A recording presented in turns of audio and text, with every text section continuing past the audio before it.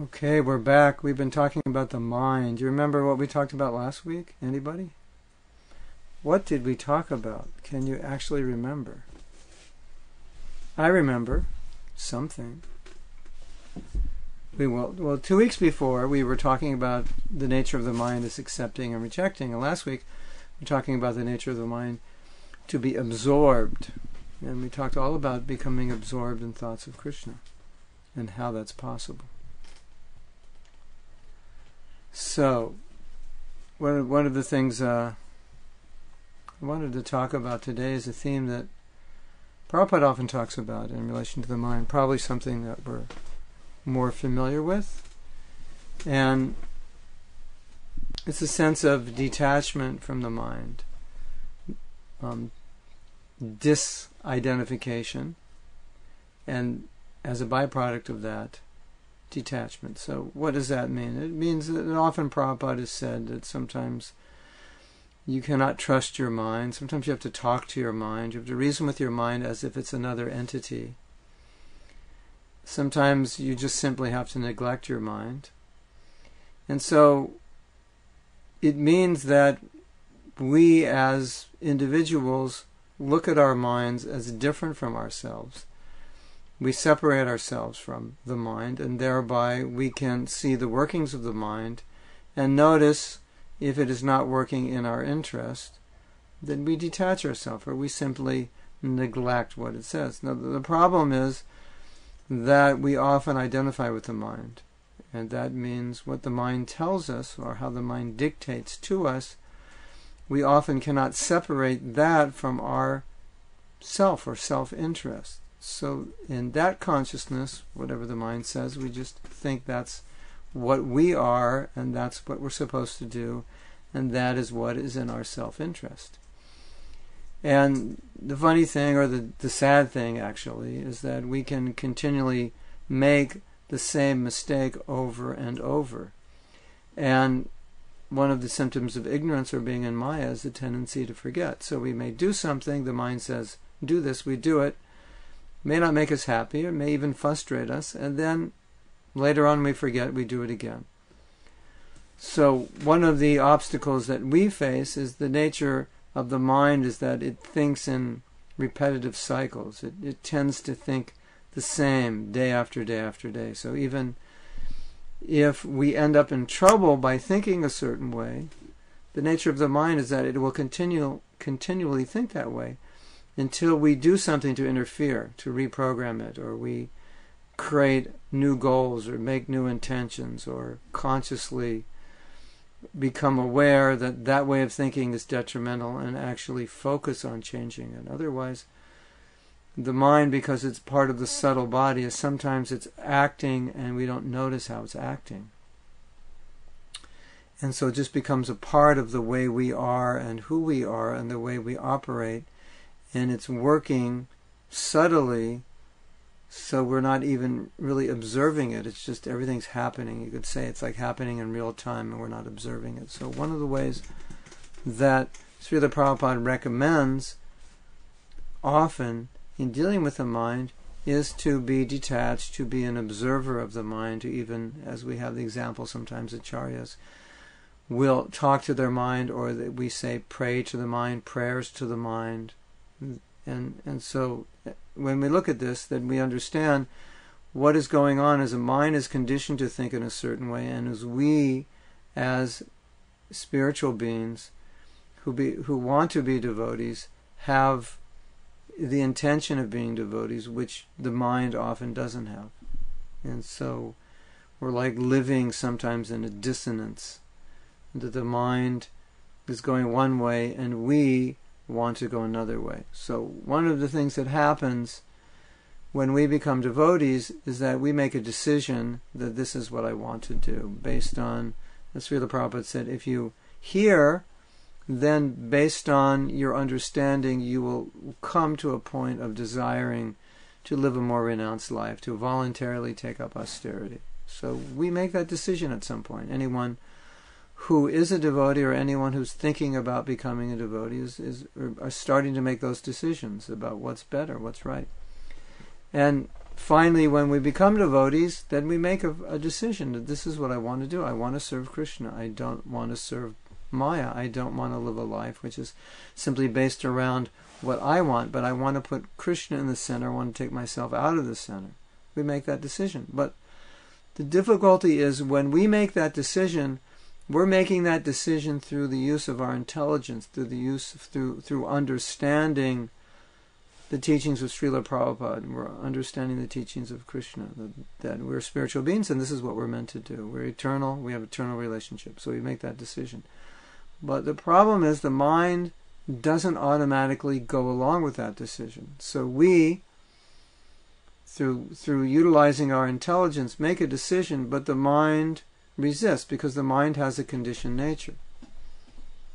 So that's why we see this duality within ourselves, that although we have committed to one thing, we see how obstinate the mind is, that the mind thinks often the very opposite of the way we need to be thinking in order to achieve our goals.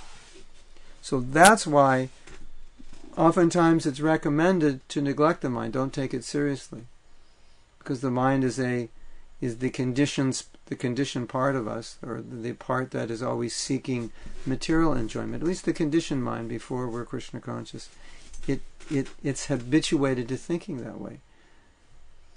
And even though we're very determined in Krishna consciousness, especially in the beginning stages of devotional practice of sadhana, the mind just tends to continually go in the same direction, which is basically the same direction it's always been going. The direction it's been going before we were devotees. Then we become devotees, and the mind tends to continue down that same road that we were always going, although physically and intellectually we're moving in a different direction. And so that's why we understand that sometimes we just have to let the mind live out its course and let it do what it does, but at the same time not take it seriously. Just like sometimes people take themselves very seriously. And so you might have a friend that takes himself very seriously, and you might say, well, don't take yourself so seriously. Life's not that serious. So it's a similar thing with our mind. We tend to take it very seriously.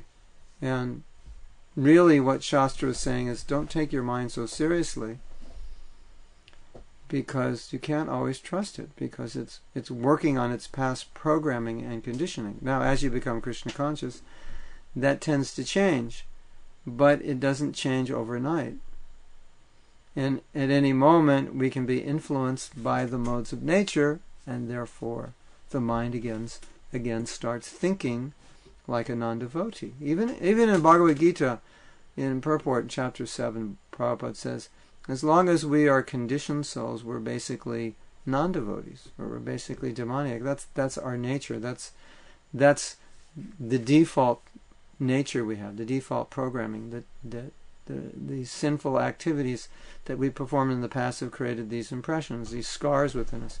So therefore there's that tendency to think in terms of past sinful activities, or a tendency to think of how we can be happy materially. That's a tendency of the mind. And it's just conditioned that way. It's habituated that way. And so we're constantly having to reason with it and deal with it. Now, I think there's a couple ways in which we lose in this battle. And one of the ways is that we don't make enough effort to, number one, detach ourselves from the mind, and number two, to reprogram it. And to reprogram it, you have to be detached, because you have to be able to observe your mind and what it's doing, and then say, no, I don't want it to do that. What I want it to do is this. And begin contemplating how you need to change your attitudes, your vision, purify your intelligence in a way that you can begin to recondition your mind, so that you start to see things from a spiritual angle, from a spiritual position. And if we don't have a certain level of detachment, that detachment to observe the mind, then that's not going to happen.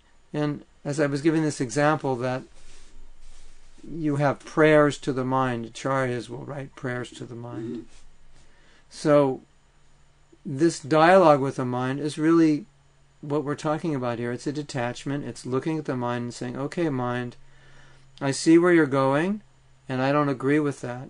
So let's talk about this. Let's reprogram according to where I want to go. So this is what I want to do. Just like you have that song by Govinda Das. Bhajahure Mana. So my dear mind, just worship Sri Nanda Nandana. So he is talking, Govinda Das is talking to his mind. He said, okay, so he's like laying it out. He said, this is what I want to do. I want you to worship Govinda. Then he starts reasoning with his mind. He said, material pleasure is just like a drop on a lotus flower, and it's just here today, gone tomorrow. It's temporary. So he's using his intelligence, and he's speaking to his mind and saying, mind, come on board with what I want to do. So there's this detachment, and in the process, he's talking to his mind and saying, these are my goals. And I want you to understand why these are my goals, because this is the nature of material life. And material life causes misery, and I don't want to experience that misery. So I want you to cooperate with what I want. Of course, we have to be very clear about what we want, and have to be very intentional about what we want. And then we can begin to reprogram the mind and say, okay, mind, this is what I want. Now, this is how you have to start thinking in order that I can achieve what I want. Now, if we don't do that, and even if we do, we get caught off guard very easily, and then the conditioned mind goes back and starts revolving, cycling the way it normally thinks. So then we have to again say, no, mind, that's not the way I want to think. That's not the direction I want to go. And begin talking to it again and reasoning with it, reprogramming it to think according to principles of Krishna consciousness. No, you should think this way. Because if you think this way, that will help me get closer to Krishna.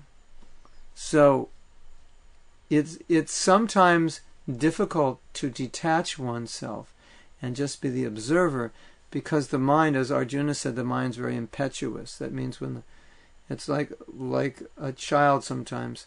They want something and you're holding their hand, they'll just pull you. Say, I want this, and they'll pull you to it. They'll say, get that for me, or they'll start crying or having a tantrum if they don't get it. The mind sometimes is like that. So Arjuna said it's strong and it's impetuous. So sometimes the mind wants something, it goes into action. We don't interfere with that. It just happens. So if that's the case, it's very difficult to live a Krishna conscious life, because we have to be in a position where when that happens, we have enough detachment that we can observe it. Say, okay, I'm watching what the mind is doing. There's a nice prayer in which a devotee is watching his mind, and he's seeing that his mind is full of contamination. Just like in Bhagavad Gita, Krishna says, where does lust sit? He said, it sits in the senses, it sits in the mind, it sits in the intelligence. So lust is there. We can see that often the mind is full of lust, or the senses, even the intelligence. So this devotee is observing that, or so many other contaminations. He's observing within his mind. And he's saying, or he's praying to Krishna, he said that even if these material desires remain within me, I will go on executing devotional service. That's very interesting. So he's acknowledging the contamination. He's acknowledging the anger, he's acknowledging the envy, he's acknowledging the material desire. He's acknowledging all the bad things within him that sometimes surface.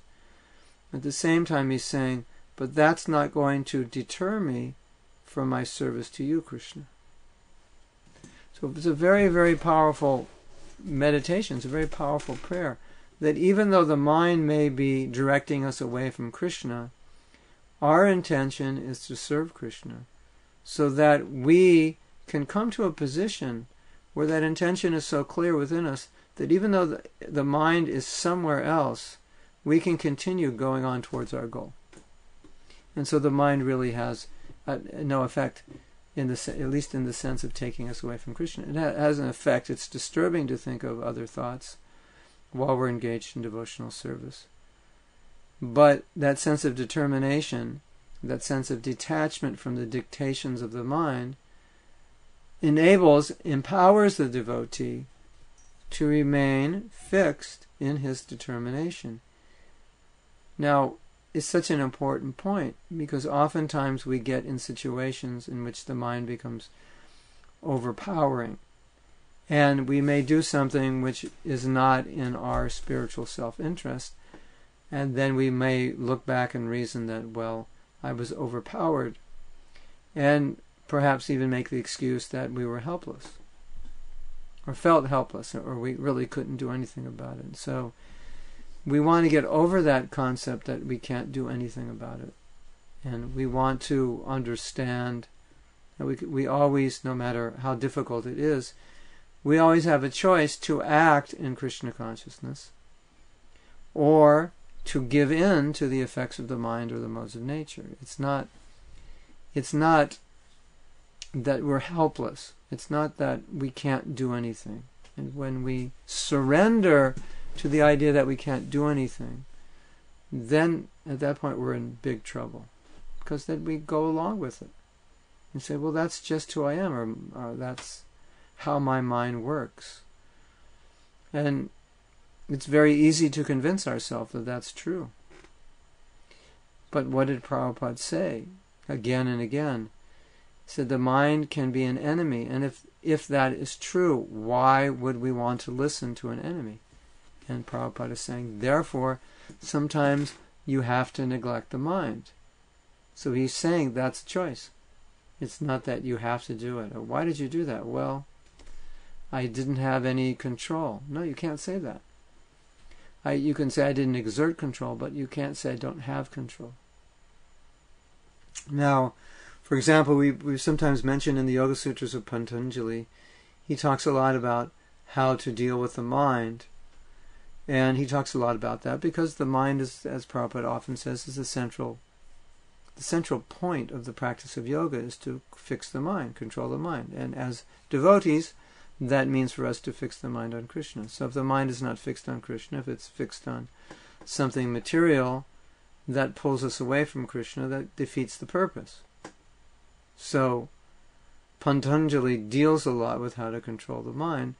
And as we've often said, he has recommended that if the mind is thinking of something which is not in line with your spiritual pursuits, your goals, your intentions, he said that you can, at that point, recognize what you're thinking and change those thoughts. And he recommends thinking in the opposite way. So, for example, let's say you are resentful of someone, or you even despise someone. Then the opposite way of thinking would be to think how I can serve them, how I can help them, how I could become their well-wisher.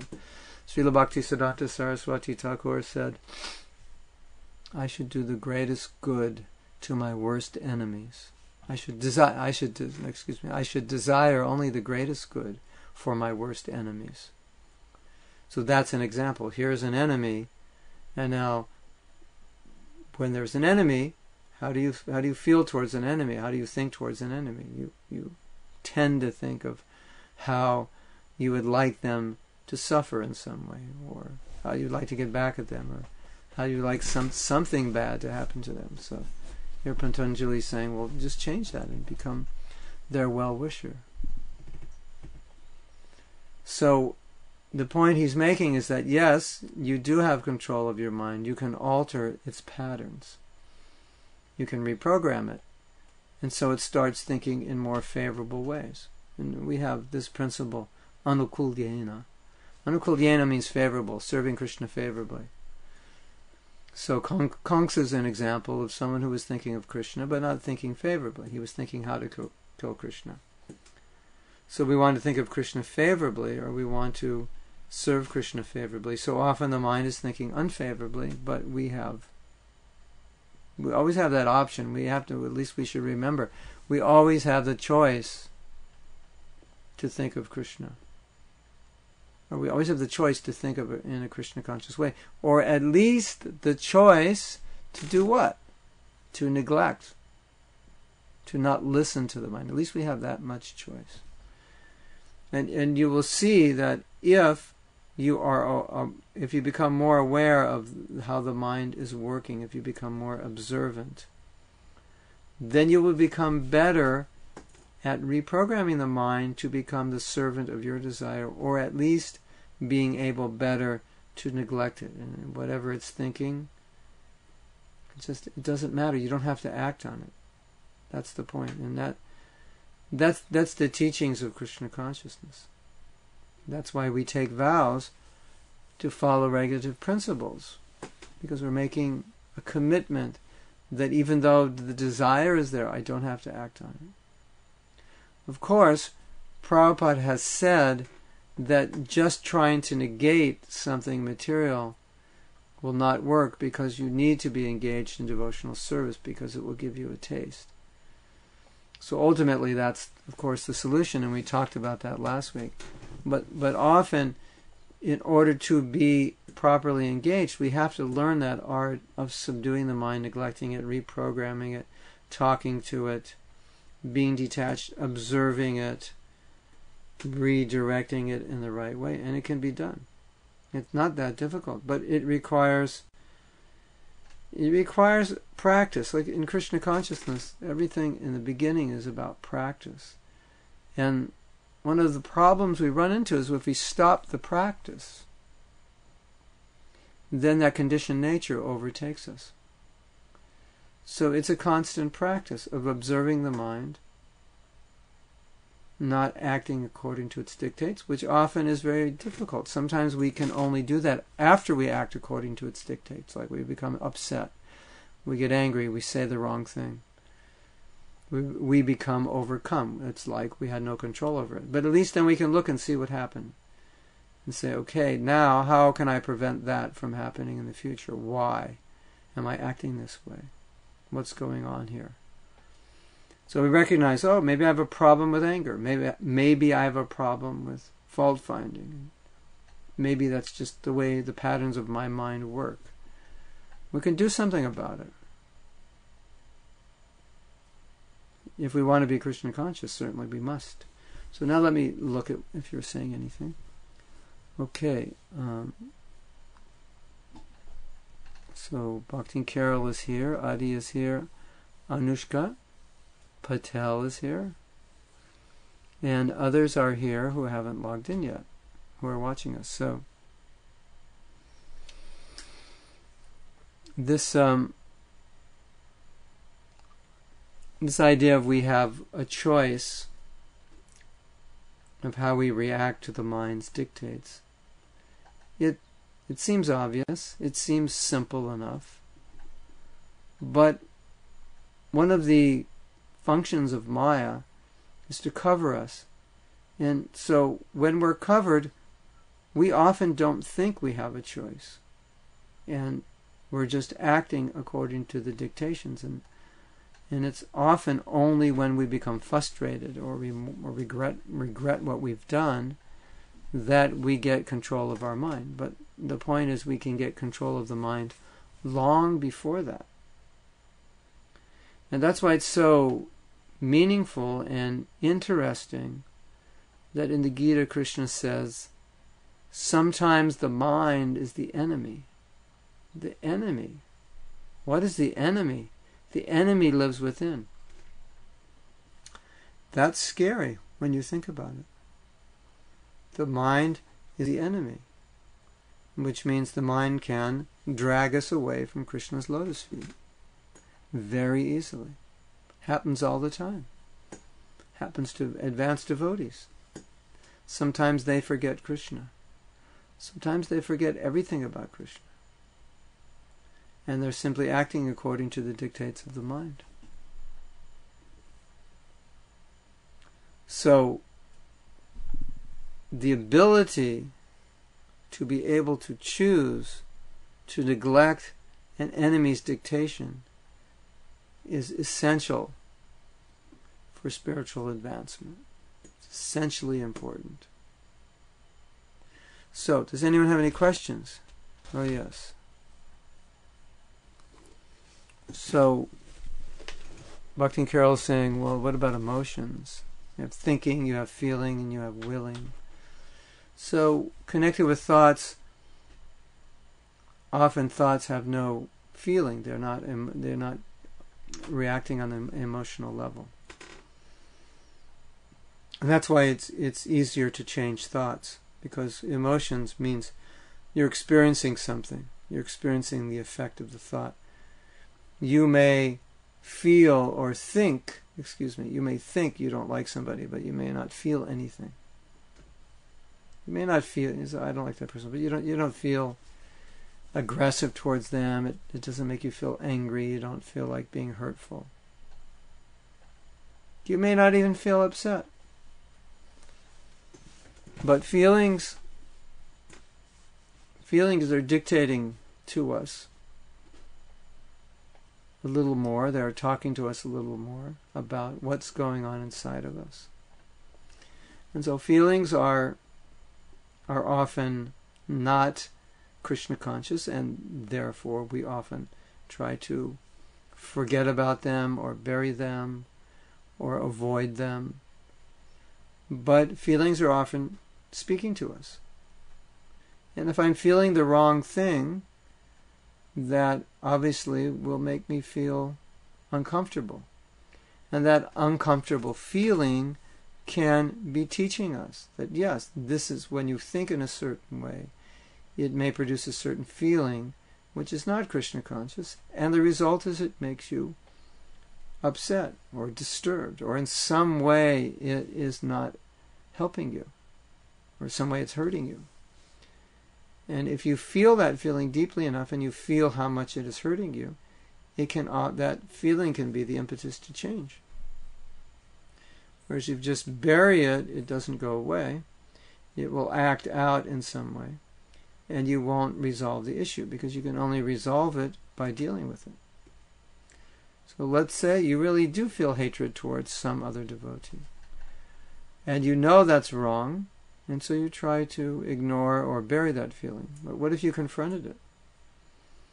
Say, you talk to yourself and you say, look at Bhakti and Carol, look at how you feel towards this other devotee. The way you feel is the way non-devotees feel. You're not exemplifying the behavior of a Vaishnava. How does a Vaishnava feel towards someone who has done something to hurt them or harm them? He's their well-wisher, so I should feel love, I should feel compassion. So by acknowledging your feelings, you can begin to process them and perhaps turn them around, or at least resolve some problem you're having. But thinking doesn't necessarily mean that there's any emotion involved. You may be thinking about so many things. Doesn't mean there's going to be a will to do it or a feeling to do it attached to it.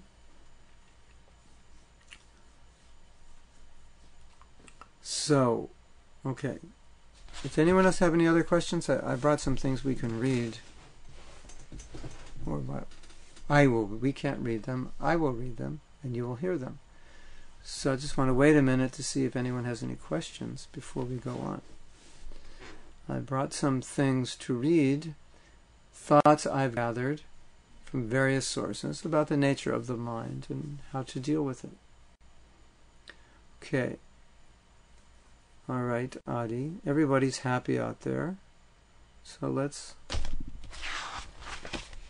look and see what we can find.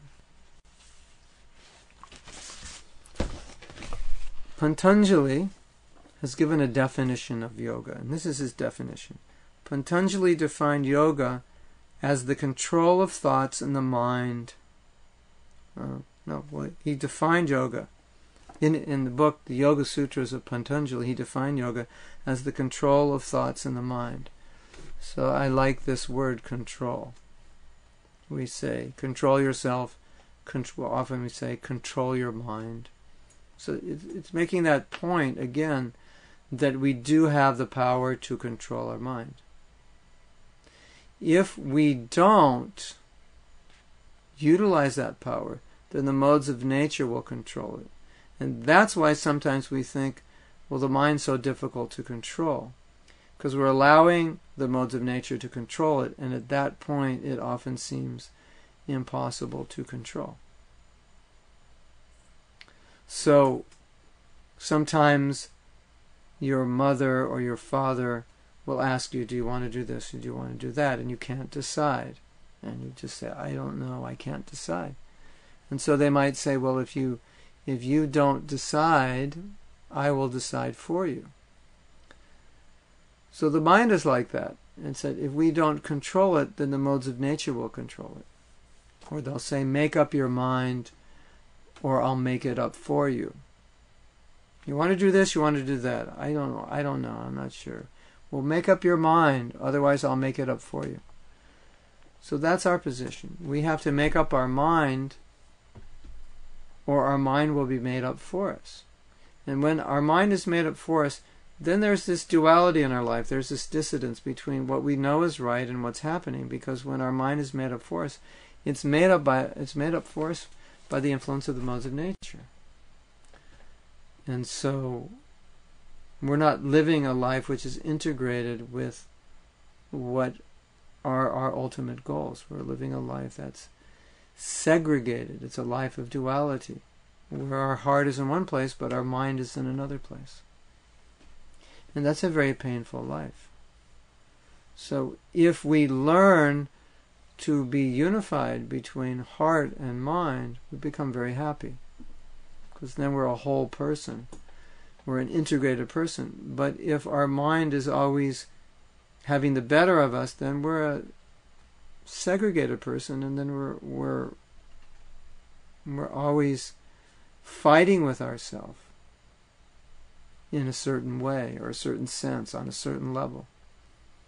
And then it's a great form of misery. It's a great torture, actually.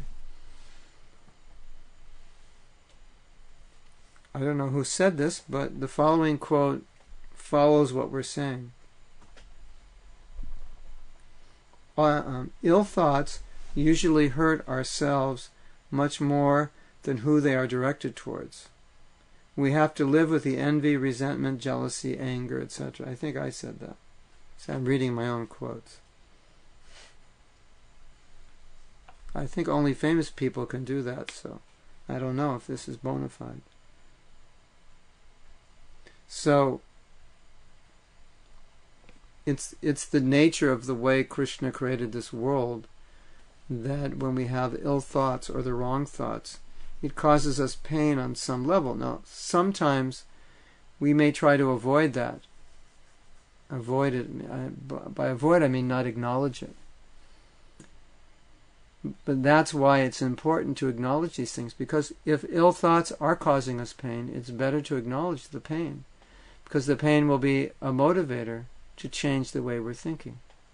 I mean, so many times, if we're thinking of material enjoyment in some way, if we're thinking simply about enjoying my mind or my body, and it has no relation to Krishna, for a devotee or for anyone practicing spiritual life, those thoughts are painful.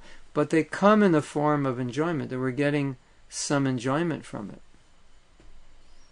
So it's a real paradox that we're getting some enjoyment from something that's painful. And it's the enjoyment that allures us to those thoughts. But the byproduct or the result of those thoughts is pain. That any time we contemplate how to enjoy separately from Krishna, even though there may be pleasure in those thoughts, it's accompanied with pain on a certain level, especially for devotees. Because we know that's wrong. So we're enjoying something on a sensual level by looking at it or hearing it, tasting it, whatever it may be, touching it. But on another level, it's causing pain because it's not congruent with our spiritual purposes. So ill thoughts, we have to carry them around. We suffer the consequence of them. It's an instant karmic reaction. And any kind of pure thought awards us a higher taste, pure consciousness. it's easy to think the wrong thing, because that's the way the mind goes. We find this when we're chanting. It's very easy to chant without controlling the mind. Just chant and let your mind wander. It doesn't take much effort. It's not difficult. But when you try to control your mind, it takes a lot of effort. It's difficult. Sometimes it can even be painful. So sometimes we just would rather avoid the pain of controlling the mind and let the mind just go off and try to enjoy the material world. But then we have to experience the pain of disconnecting from Krishna, at least disconnecting for that period of time.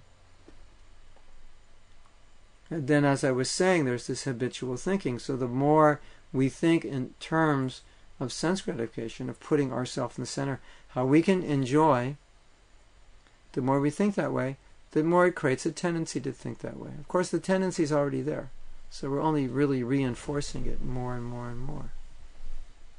So Krishna consciousness means to break that habitual thinking and to see how Krishna should be in the center, not me, and how I can use everything for his enjoyment.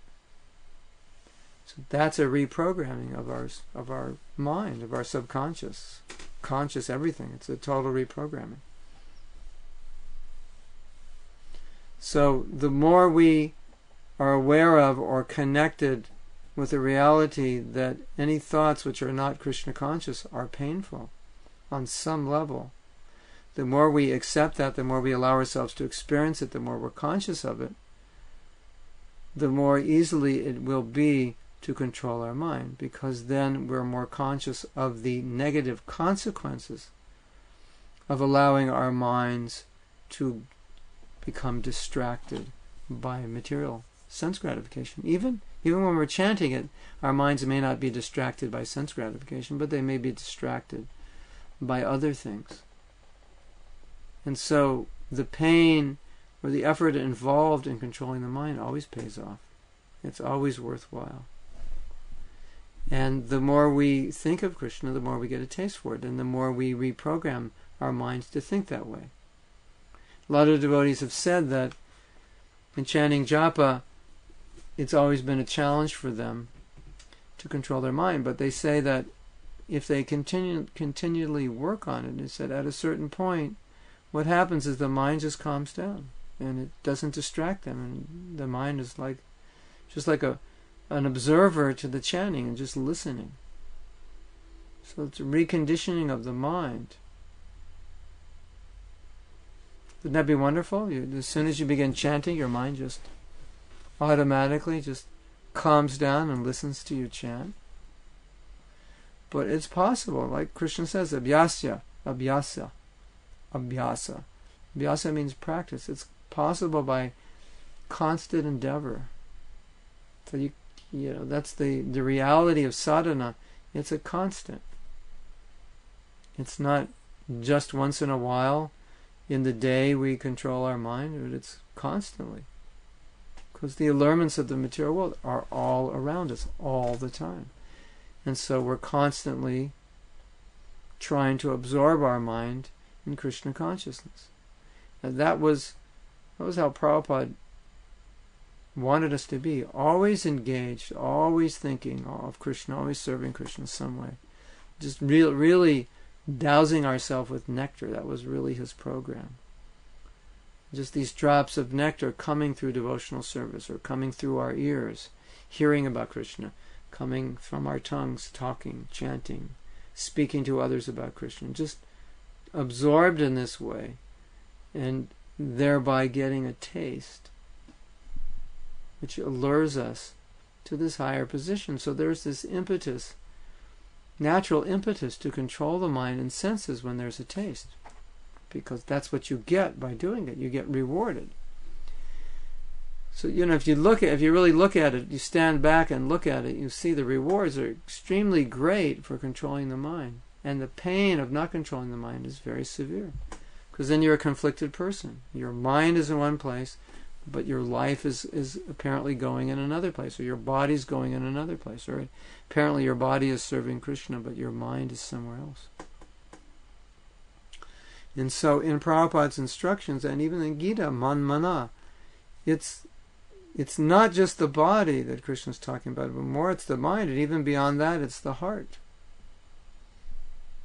You know, the most confidential instruction of the Gita is man mana, bhava mad bhakto. Think of me, become my devotee.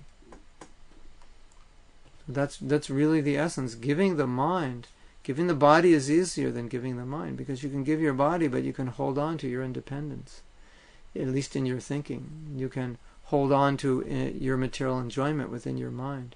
So giving your mind to Krishna is even higher than giving your body. And of course the highest is you give your entire being, your heart, your body, mind, and heart, everything. And that's really what Krishna wants. So, man mana bhava mad bhakto.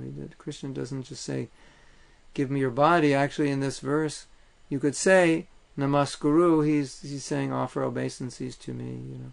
So really, he's saying, give everything.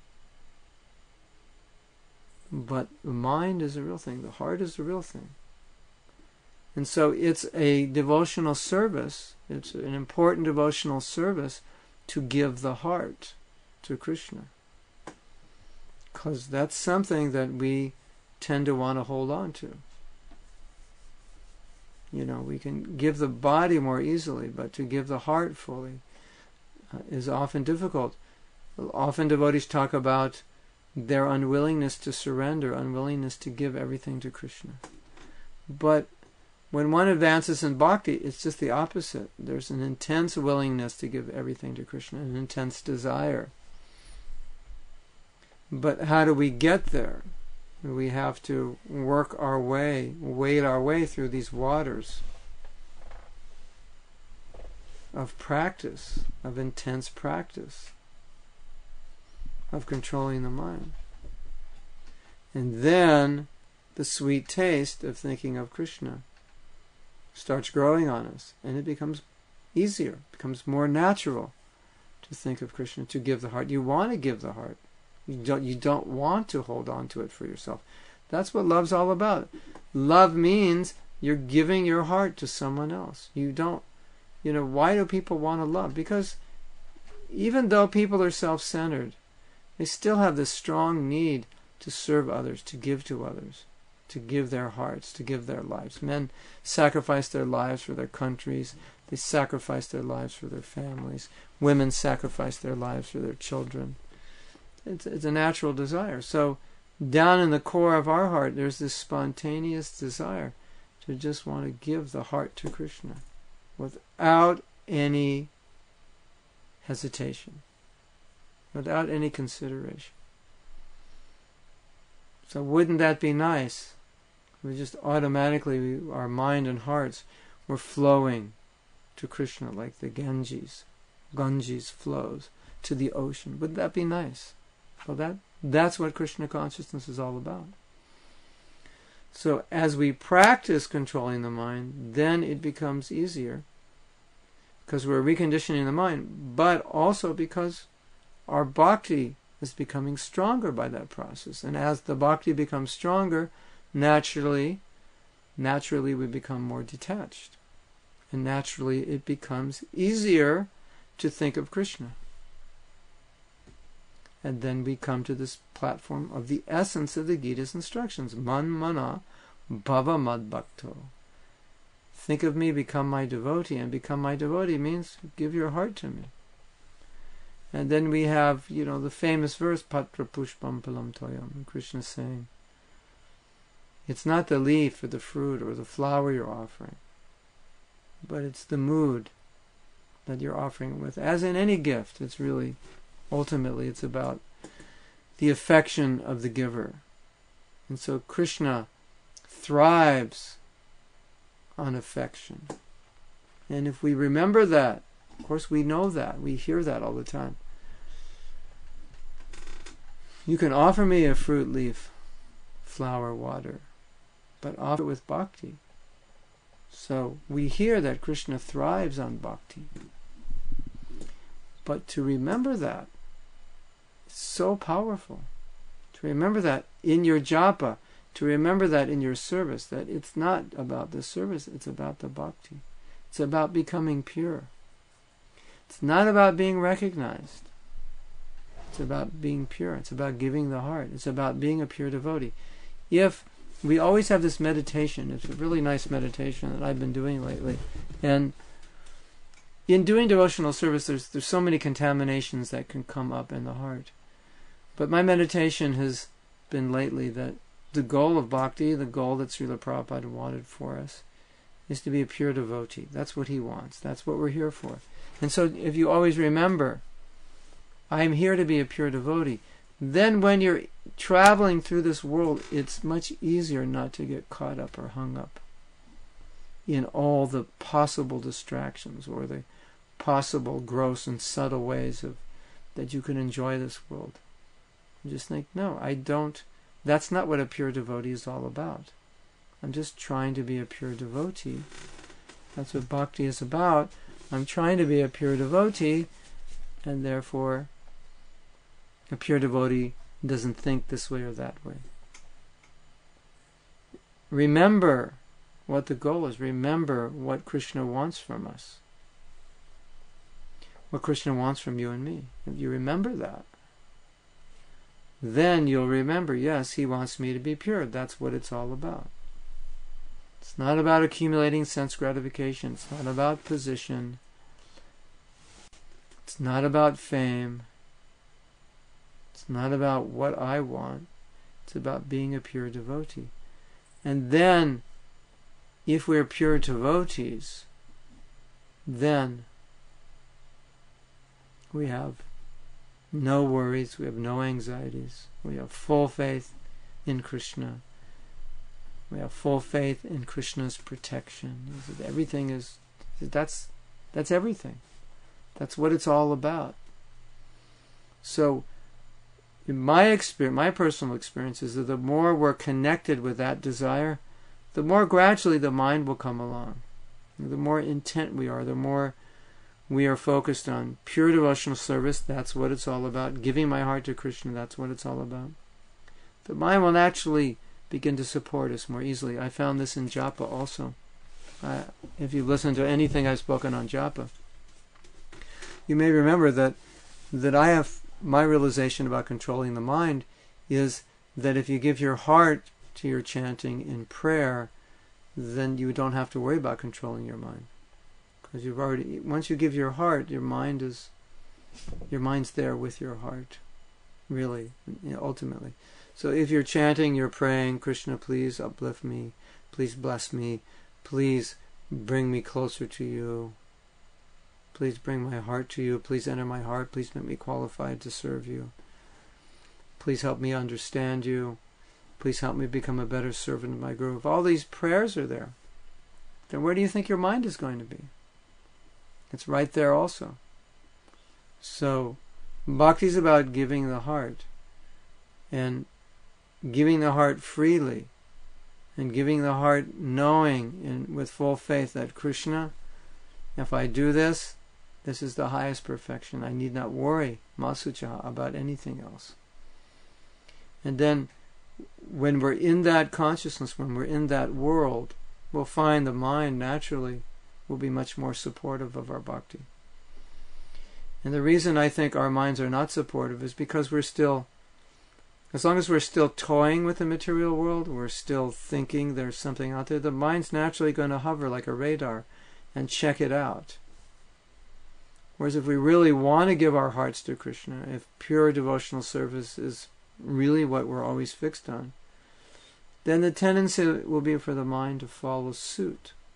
So when we see our mind working in a conditioned way, we should be thinking, it's doing this because I still have some hope on some level, or some desire on some level, or some feeling or sense or realization, whatever it may be, that I can be happy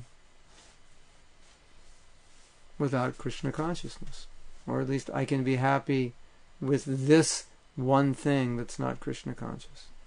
Or this one thing that's not Krishna conscious will give me pleasure. So naturally the mind is going to go there. So wherever you see your mind going is also an indication of what's going on in your heart. Even though the mind is conditioned, still, if we work on it and change our consciousness, it will condition it to support our desires. So let me go and see what you're talking about. Okay. Can you relate what you were saying now to a situation when another person is cruel to us? What is the pain from them? It's still our own thoughts we hear even then.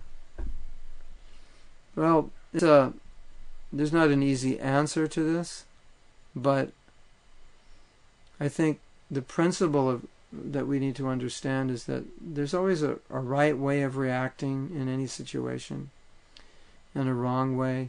And so Krishna consciousness teaches us how to react or how to act.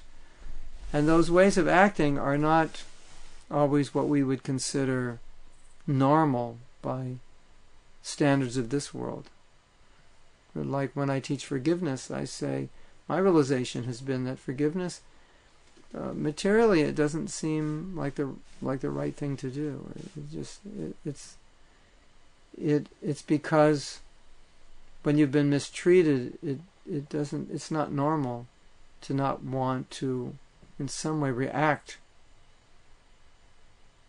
to what has happened to you, react negatively. And so, materially, if we've been hurt by someone, it doesn't make sense not to react with kindness or to react with self-control. It's not really logical. Being kind to someone who's hurt you is not really logical, and so that's why we often, become upset. But then Krishna consciousness gives us a way of responding or a way of proactively acting based on spiritual principles. And those principles are not always going to be logical. As we said, Bhaktisiddhanta said, you should wish the greatest good for your worst enemy. That doesn't make sense. Of course, it makes sense spiritually. So we're learning to act spiritually. We're learning to do the right thing. And that requires practice. First it requires learning what the right thing is, then it requires practice. And often we don't do the right thing. And I think a lot of times we don't do the right thing, and we don't even think about it. We just think, well, that was the only thing that should have been done, but it's the wrong thing. Because we retaliated against someone, and we shouldn't have. Or we became angry at someone, and we shouldn't have. There's no reason to be angry. Did that answer your question?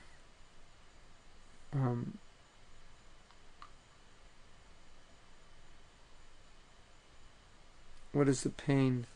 You're asking, what is the pain from? The pain's from our own thoughts. You say, well, ultimately the pain is from how we react, and our reaction is based on our thoughts.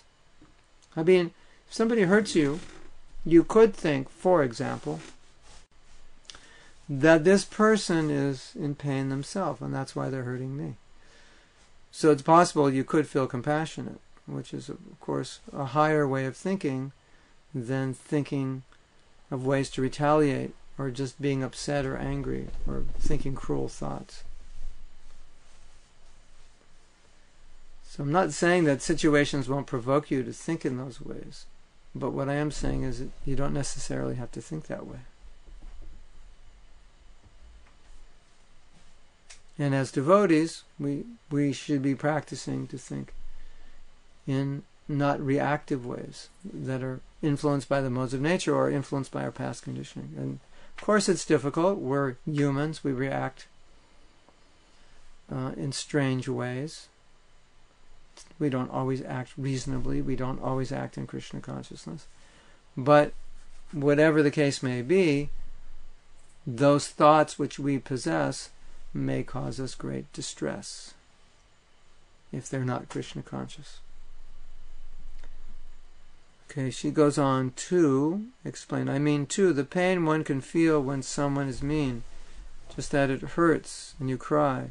I imagine it's based on things like pride and idea that things belong to me. It can be based on many things. It also could be based on what you expected from that person. You expected the person to know better, to do better. But you see that it's your expectation that's causing you the pain. Maybe if you didn't expect the person to act that way, it wouldn't hurt you. Sometimes I know situations hurt me because I see how certain people's actions hurts the movement. Or I feel that what they've done is upsetting to Prabhupada, so it naturally hurts me. But still, there are other ways of thinking about it. There's other ways of seeing it that would not necessarily hurt me. Of course, sometimes those feelings can be transcendental. That you may be hurt, and it may be because of your attachment to serving Prabhupada. And you see something that you feel is upsetting him. So that's different. Because now the cause of the upset is not your thinking in the mode of ignorance or passion, but it's your bhakti. So one time someone said to Prabhupada, there's so much anxiety in devotional service, or an anxiety in this world. And Prabhupada said there's anxiety in devotional service, and there's anxiety in the material world. So you're going to have to be in anxiety about something. So might as well be spiritually anxious. So sometimes even on the spiritual plane, they'll be upset. But then Krishna becomes the center, or the Guru becomes the center. Service becomes the center. Service to Guru and Krishna. That's what I was trying to say. Okay. So,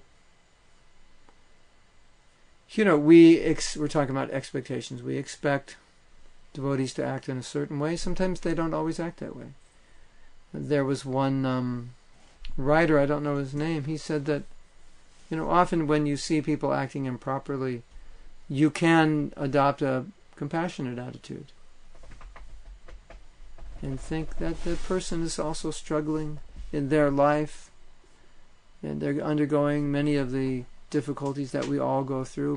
Perhaps they're going through even more difficulties than we're going through. So if you think that way, when, let's say, someone lashes out against you, you could think there's probably a lot more going on in their life than what I just did to them or what I just said. Now, you could actually feel compassionate, and there wouldn't be any hostility within you, or you wouldn't be upset. So the same misbehavior, the same misconduct, the same nasty remarks were made to you, but you take them differently. We have a story I told recently of a man who was criticizing Srila Bhaktisiddhanta, and Srila Bhaktisiddhanta would say, "This man is my friend. He's correcting me." So most people wouldn't take it that way. They would be upset. Somebody's criticizing me, or their ego would be really deflated by such criticism. And here's Srila Bhaktisiddhanta saying, "Oh, he's my best friend because he's criticizing me. He's keeping me humble." So it's all a question of how we process things. Okay. So when someone is mean, do we think that Krishna arranged that treatment? Yeah, it's one possible way. You can think Krishna wants me to learn how to be kind to those who are mean to me. You could think it's the nature of the world that everyone's not going to be nice to me. You could think, probably I deserve this. Perhaps I was mean to that person also in my past. There are many ways you can process it, and that's where Shastra comes in, because Shastra teaches us how to process how we should think in various situations. Shastra teaches us when we suffer, we think, actually I'm so sinful, I deserve worse. But Krishna is so kind that He's removed the suffering. That is a way which most people would not think. People tend to blame God. They don't think they deserve more suffering. So Dambavipra went on the request of his wife to ask Krishna for some charity. And he never asked, and Krishna didn't give. And when he left, he thought, it's a good thing Krishna didn't give it, because I probably would become proud. Or in some way I would lose my spiritual position. That's how he was thinking. Now, you may pray to Krishna to give you something, he doesn't give it to you. You may become angry at Krishna. Sudama Vipra was thinking, it's very good Krishna didn't give me anything. And Sudama Vipra was very poor, hardly had clothes and food. So he really did have an excuse to pray, to ask Krishna for help. But just see how he was thinking. So through the examples of the sadhus and through the stories of Bhagavatam, we see how devotees think, and therefore we can learn in how to act, how to think in the situations that we encounter based on how they're thinking. That's what Krishna consciousness is all about. Otherwise, we can just, we can continually go on with our conditioned mind, reacting and being critical and bitching and arguing and thinking we're better and criticizing others and faulting others and being obnoxious, or however it is we are or we were before we were devotees, and just allow that nature just to continue without even noticing it, observing it, doing anything about it. We can do that. And we can do that year after year. We can do it for lifetimes. But really, Krishna consciousness is meant to step back from that and look at that and say, I can do better than this. I can take control here of my thoughts. At least I can control them enough to not act upon them. If I can't control them, I can neglect them. So that's the process. So I want to end here so everyone can go home. Well, you are already home, but we're not already home, so we can go home. So thank you. And next week, I have been asked to do what do we call this? Next week, there's a devotee that does, I don't know if he calls it a Prabhupada night, but he invites disciples of Prabhupada to his home, and each week one of the disciples speaks about Srila Prabhupada. So next week we're just going to take our program there and we're going to speak about that. And the program actually starts at 7, but these devotees are from Latin America, so I don't know what 7 o'clock means, Latin America time. And there may be prasadam at 7, there may be kirtan, but definitely by 8 o'clock we'll be on. If you want to check earlier, that's fine. You can see what's going on. Okay, thank you. Hare Krishna. We'll see you next week.